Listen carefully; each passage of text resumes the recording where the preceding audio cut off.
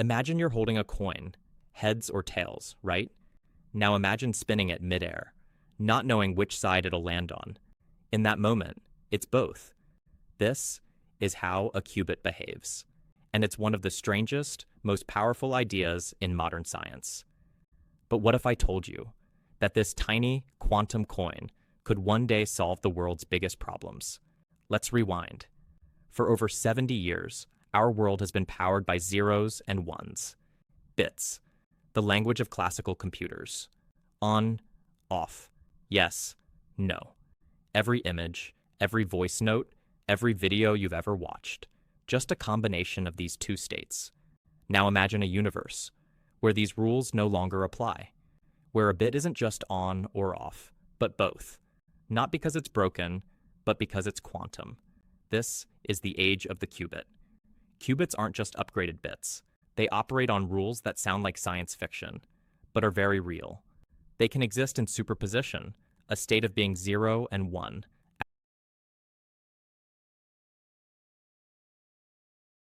at the same time. Not either, not both, but something stranger. And when you connect two qubits, something even weirder happens. Entanglement. It's as if two particles become one, so perfectly in sync that changing one instantly changes the other, even if they're light years apart. Einstein called it spooky action at a distance, and even he was baffled by it. But here's the part that matters to you. These weird behaviors, they aren't just abstract physics.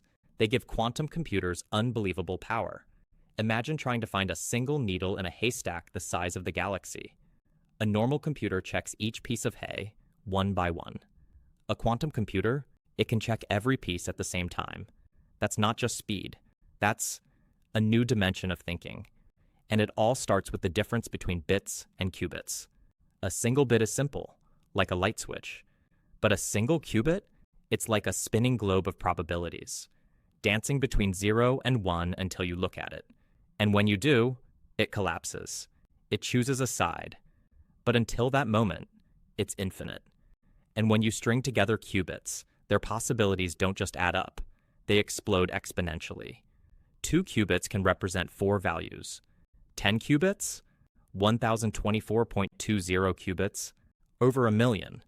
With just 300 qubits, you could represent more combinations than there are atoms in the observable universe. Let that sink in. This is why tech giants are pouring billions into quantum research. IBM, Google, Microsoft, and dozens of startups are racing to build reliable qubit systems, because whoever masters this might control the future. But let's be clear, qubits are fragile. They're affected by the tiniest disturbances: heat, noise, even cosmic rays. One wrong move, and the whole system collapses. That's why quantum computers need extreme environments: temperatures colder than outer space, isolation chambers, precision beyond anything we've ever built. And yet, despite all of this, we're making progress. In 2019, Google's quantum computer solved a problem in 200 seconds. That would have taken the world's fastest supercomputer 10,000 years. That moment, it wasn't just a milestone. It was a message. Quantum is real, and it's coming. Still, most people don't understand qubits. Not because they're stupid, but because we were never taught to think this way. Our brains crave certainty, black or white, yes or no.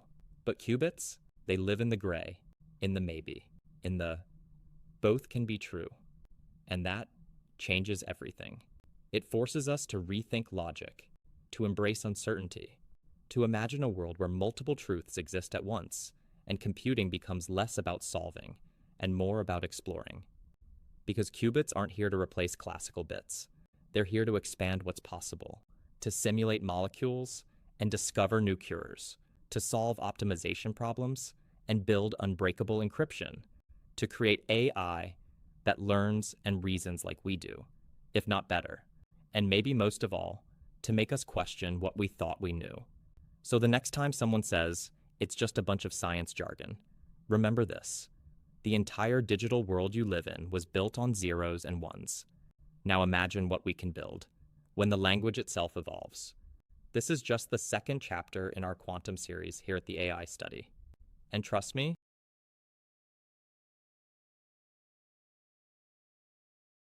You haven't seen anything yet, because next time, we go even deeper. What if your computer could think like the universe itself?